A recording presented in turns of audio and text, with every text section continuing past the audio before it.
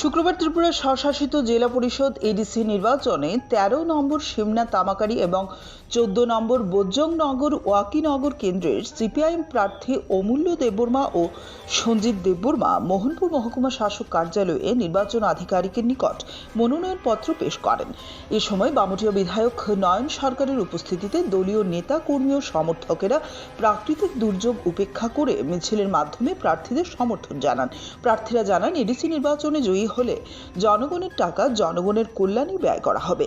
মানুষের শান্তি ও উন্নয়নের লক্ষ্যে প্রয়োজনীয় সব পদক্ষেপ গ্রহণ করা হবে বলেও তারা আশ্বাস দেন। সিপিআইএম পার্টির প্রার্থী হিসাবে আমি ১৪ নং বোজ্জংনগর ওয়াকিনগর কেন্দ্র থেকে মনোনয়নপত্র আমি সাবমিট করেছি। আমি আসলে এডিসি নির্বাচন উপলক্ষে আমাদের এডিসি এলাকার যে বর্তমান যে মথা যে চরম দুর্নীতি ফসল কুশল এর বিরুদ্ধে এবার মানুষ কিন্তু জবাব দেবে।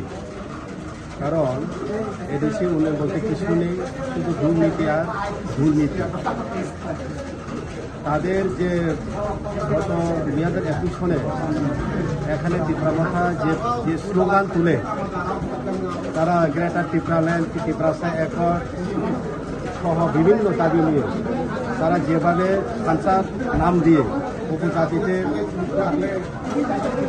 উপজাতিতে তারা এখানে যে কথা দিয়েছিল তারা কোনোটাই তারা একটা দাবিও তারা কেন্দ্র থেকে তারা আনতে পারেনি। এর জন্য আমাদের উপজাতি এলাকাতে এখন মথার বিরুদ্ধে মানুষ একদম সাইলেন্ট মুডে আছে। হ্যাঁ, কথা আগের মতো জোশ এখন তারা এই জোশ হারিয়ে ফেলেছে। হ্যাঁ, এবারের ভোট একটা মিরাকলের ভোট হবে। মানুষ জবাব দেবে ভোটের মেশিনে। যদি মানুষ সুষ্ঠুভাবে এবার ইলেকশনে যদি ভোট দিতে পারে, তবে আমার ১৪ নং বোজ্জংনগর ওয়াকিনগর কেন্দ্র সহ সারা রাজ্যের ২৮টি কেন্দ্রেই বামফ্রন্ট প্রার্থীদের জয় ১০০% নিশ্চিন্ত।